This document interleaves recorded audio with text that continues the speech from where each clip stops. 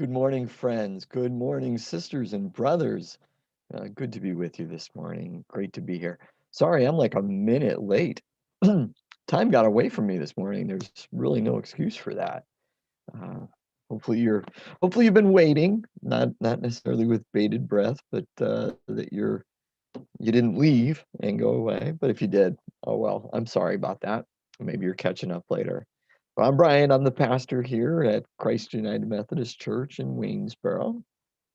Really love being the pastor here, and we love the area as well. My wife said to me yesterday, "Don't screw up." uh, anyway, but we're here because of PB reads the Bible, and we are on day 22 of our journey through Genesis, which actually means though that we're on chapter 31 of the book of Genesis because we occasionally read a couple extra chapters here and there. The image behind me is actually from yesterday's reading, Jacob at the well meeting Rachel.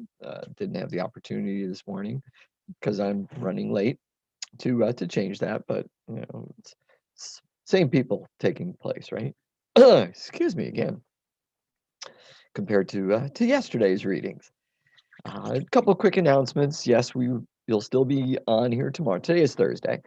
This will still be taking place tomorrow at 9 o'clock. I'm going to do a recording sometime today and load it up, get it all set to go, and it will go live at 9 o'clock tomorrow morning for you.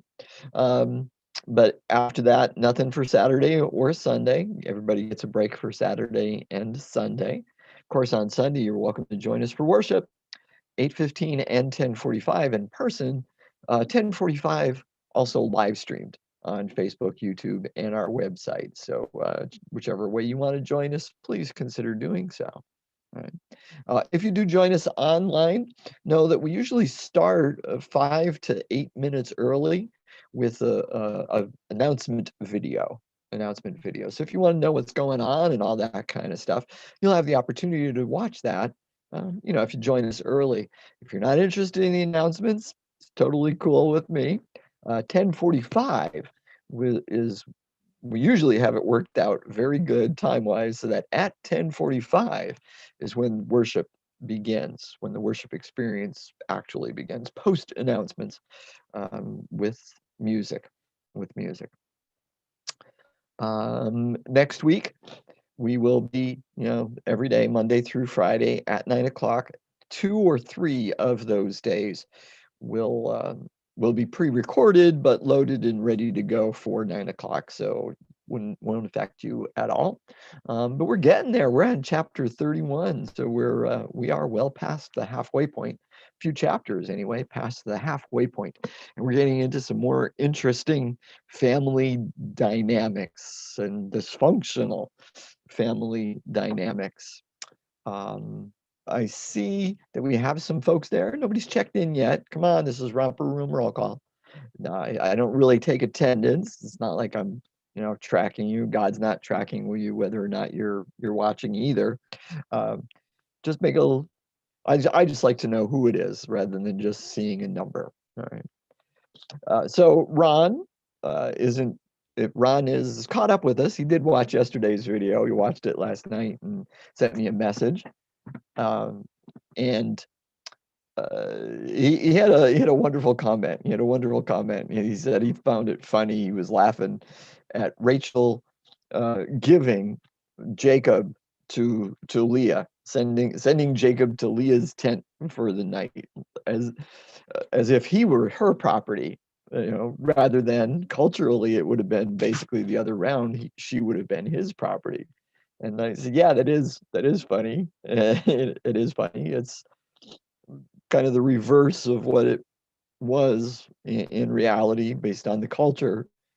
She was treating that, well, they were both treating Jacob as property, and because Rachel sold him for some mandrakes, and we say that Leah bought him for the night with some mandrakes, So it's very unusual stuff. Very unusual stuff. And there's Jacob. Okay, dear. Just a dumb husband doing what he's told. Whatever you say. All right. So we're at the chapter 31. When last we left, as the sheep bleats. When last we left, Jacob was tricking his uncle. His uncle had been tricking him all along, and now they're trying to trick each other and deceive each other. Jacob says, "You don't have to pay me, just give me the certain sheep and certain goats, and you keep the rest." And he had it all figured out how to make his flock grow and his uncle's not grow. Right. So he had that whole thing figured out. What's going on? All right. So not sure why it didn't send out a message. There's Marilyn. Good morning, Marilyn. Good morning, John. Good to have you folks checking in with us this morning. Not sure how that happened. Oop.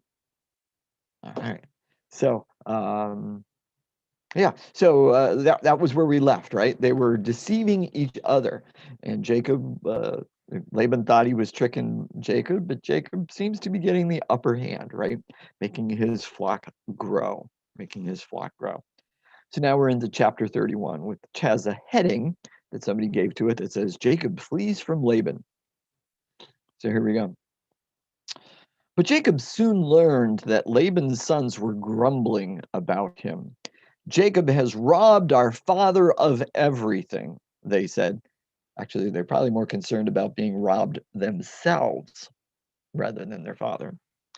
He has gained all his wealth at our father's expense. And Jacob began to notice a change in Laban's attitude toward him. Then Hashem said to Jacob, return to the land of your father and grandfather and to your relatives there, and I will be with you. So Jacob called Rachel and Leah out to the field where he was watching his flock. He said to them, I have noticed that your father's attitude toward me has changed, but the God of my father has been with me. You know how hard I have worked for your father, but he has cheated me, changed my wages 10 times. But God has not allowed him to do me any harm. For if he said, the speckled animals will be your wages, the whole flock began to produce speckled young. And when he changed his mind and said, the striped animals will be your wages, then the whole flock produced striped young. In this way, God has taken your father's animals and given them to me. One time during the mating season, I had a dream and saw that the male goats mating with the females were streaked, speckled, and spotted. Then in my dream, the angel of God said to me, Jacob. And I replied, yes, here I am. The angel said, look up, and you will see that only the streaked, speckled, and spotted males are mating with the females of your flock. For I have seen how Laban has treated you. I am the God who appeared to you at Bethel, the place where you anointed the pillar of stone and made your vow to me. Now get ready and leave this country and return to the land of your birth.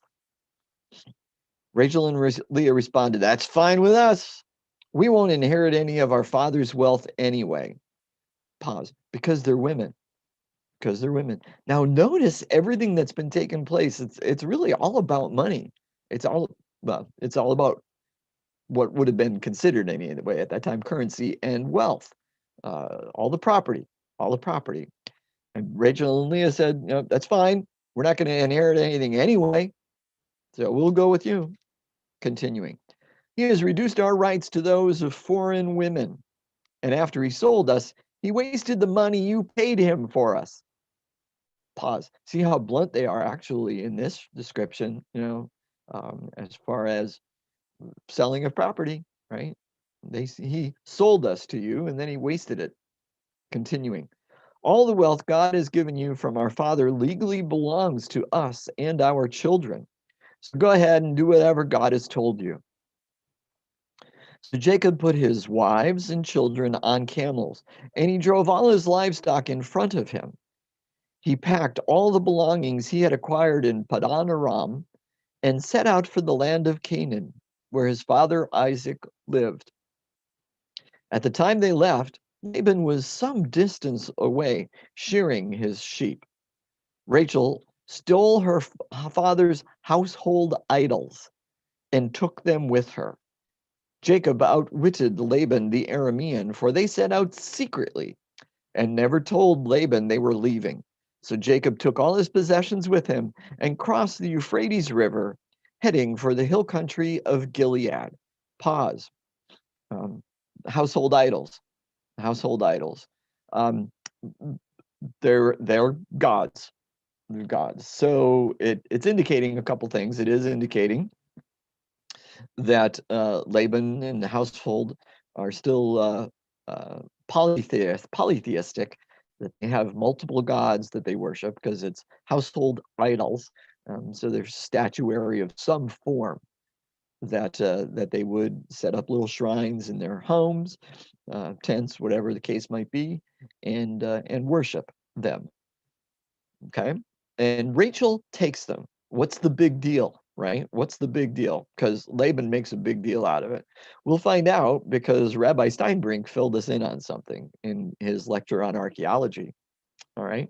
Ooh, teaser. Let's go. 3 days later, Laban was told that Jacob had fled, so he gathered a group of his relatives and set out in hot pursuit, formed a posse. He caught up with Jacob 7 days later in the hill country of Gilead. But the previous night, God had appeared to Laban the Aramean in a dream and told him, I'm warning you, leave Jacob alone. Laban caught up with Jacob as he was camped in the hill country of Gilead, and he set up his camp not far from Jacob's. What do you mean by deceiving me like this? Laban demanded. How dare you drag my daughters away like prisoners of war? Why did you slip away secretly? Why did you deceive me? And why didn't you say you wanted to leave? Pause. Jacob had told him he wanted to leave, like years ago, perhaps, right? I would have given you a farewell feast with singing and music, accompanied by tambourines and harps. Why didn't you let me kiss my daughters and grandchildren and tell them goodbye? You have acted very foolishly. I could destroy you, but the God of your father appeared to me last night and warned me, leave Jacob alone. I can understand your feeling that you must go and your intense longing for your father's home. But why have you stolen my gods? I rushed away because I was afraid, Jacob answered. I thought you would take your daughters from me by force. But as for your gods, see if you can find them, and let the person who has taken them die. And if you find anything else that belongs to you, identify it before all these relatives of ours, and I will give it back. But Jacob did not know that Rachel had stolen the household idols. Excuse me. Whew. Laban went first into Jacob's tent to search there, then into Leah's, and then the tents of the 2 servant wives. But he found nothing. Finally, he went into Rachel's tent, but Rachel had taken the household idols and hidden them in her camel's saddle, and now she was sitting on them. When Laban had thoroughly searched her tent without finding them, she said to her father, please, sir, forgive me if I don't get up for you. I'm having my monthly period. So Laban continued his search, but he could not find the household idols. Then Jacob became very angry and he challenged Laban. What's my crime? He demanded. What have I done wrong to make you chase after me as though I were a criminal? You have rummaged through everything I own. Now show me what you found that belongs to you. Set it out here in front of us, before our relatives, for all to see. Let them judge between us. For 20 years I have been with you, caring for your flocks. In all that time, your sheep and goats never miscarried. In all those years, I never used a single ram of yours for food. If any were attacked and killed by wild animals, I never showed you the carcass and asked you to reduce the count of your flock. No, I took the loss myself. You made me pay for every stolen animal, whether it was taken in broad daylight or in the dark of night. I worked for you through the scorching heat of the day and through cold and sleepless nights. Yes, for 20 years I slaved in your house. I worked for 14 years, earning your 2 daughters, and then 6 more years for your flock. And you changed my wages 10 times. In fact, if the God of my father had not been on my side, the God of Abraham and the fearsome God of Isaac, you would have sent me away empty handed. But God has seen your abuse and my hard work. That is why I appeared to you last night and rebuked you. Pause. Pause. Probably should have paused before that, but that's okay. So multiple things. Let's get back to the household idols. First of all, the gods that he stole, Laban's gods that Laban accused Jacob of having stolen. We found out that Rachel is the one that actually took them, and she makes. There we go. She's when Laban comes to search her place, she says, "I can't get up right now. I'm having my period. You know, all that kind of stuff. The women stuff. Can't get up." So he doesn't make her get up because that would have been socially incorrect and unclean and all that kind of stuff. He may not have thought of it as unclean, but whatever. He didn't make her get up, and that's where she had the gods hidden. You know, what's the big deal, right? What's the big deal with these gods? Why did Rachel want them so badly that she stole them? Why did Laban want them back so badly that he chases after them and uses that as like the one of the primary reasons for doing so? I always thought it's because it was their gods, right? And got to have their gods where they are. It turns out that's not the case. That's not what it is. But we only know this because of more recent archaeology. Rabbi Steinbrink mentions this passage in his video on archaeology, and says that for hundreds, if not thousands of years, we didn't know what the big deal was. We didn't know why this possession of these household idols was so important. He said, but in archaeology and in looking at some of the clay tablets that were unearthed in the sands of Israel over a long period of time, speak about the household idols, that whoever is in possession of the household idols gets the inheritance when the senior member of the family dies. So the gods have nothing to do with gods. The idols really have nothing to do with their religion or their worship, at least in this case. The importance here is that whoever has them gets the inheritance. That's why Rachel took them. Remember, Rachel and Leah both said, yeah, what have we left? What do we have here? We've got nothing left. Father's taken away all of our inheritance, anything that we might have been given. He doesn't treat us better than servant women. We've got nothing coming to us when he dies. So Rachel takes the idols so that she would legally be the one who gets the inheritance when Laban dies. Now, what's really interesting here is her husband Jacob did something similar with Esau, did he not? He kind of tricked Esau, deceived him, whatever, out of his birthright to get more inheritance, to get Esau's share of inheritance, at least the extra portion, perhaps the whole thing. And I'm not sure. I don't know if anybody's sure on how that would have worked, but possibly the entire estate rather than just his 1/3 piece, his smaller portion of it. And so here she is doing the same thing to get inheritance. Greed is throughout the Bible, these stories of greed. Okay. Now Jacob says repeatedly, he says, go look. Anything you find that's from yours, bring it out here before our relatives. And he says that a couple different times. Before our relatives, before our relatives. The relatives would serve as witnesses, which would have been very important culturally and legally. And would have been very important culturally, very important legally in order for anything to take place. If Laban finds something, you've got a valid argument against me, a valid complaint, our family, our relatives will be the witnesses. They will be the jury. They'll be the judge between you and I. Continuing. Oh, one more thing. Notice Jacob never says, my God. I find that so interesting.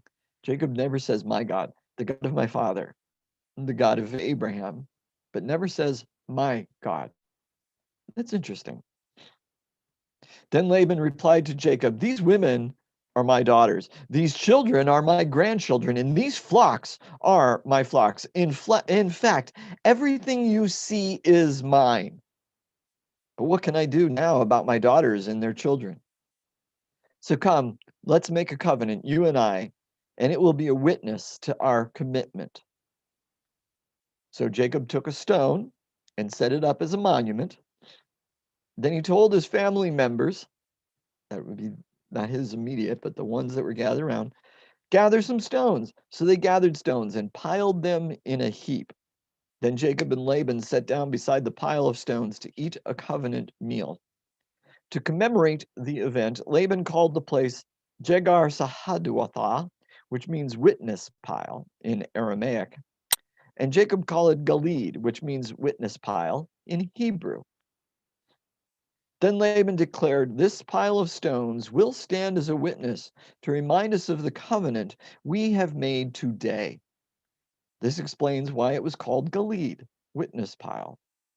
But it was also called Mitzpah, which means watchtower. For Laban said, may Hashem keep watch between us to make sure that we keep this covenant when we are out of each other's sight. If you mistreat my daughters or if you marry other wives, God will see it even if no one else does. He is a witness to this covenant between us. Pause. So you've read this passage before. Perhaps you've heard that phrase about mitzpah. May the Lord watch between you and me while we are absent one from another is often how it is translated, or pretty close to that. And well, you probably still could find it. I know you used to be able to find jewelry that when put together, it was two necklaces, with pendants. And when you put the two together, they formed a heart. And it had that inscription on it, right? But it was actually two pieces, so each person only got half a heart. So it was to show, they use that jewelry, and we use that expression to show a love between two people and to say, may God protect you, is basically what it's saying. May God watch over us and protect us while we are absent one from another, to keep our love strong and all that kind of stuff. That's not what it meant here. That's not what's taking place here. They haven't come to a nice agreement where they're going to be friends from now on and keep our love bond strong. No, this pile is a boundary. They're setting this up as a boundary. You stay on your side, I'll stay on my side, and you keep your covenant.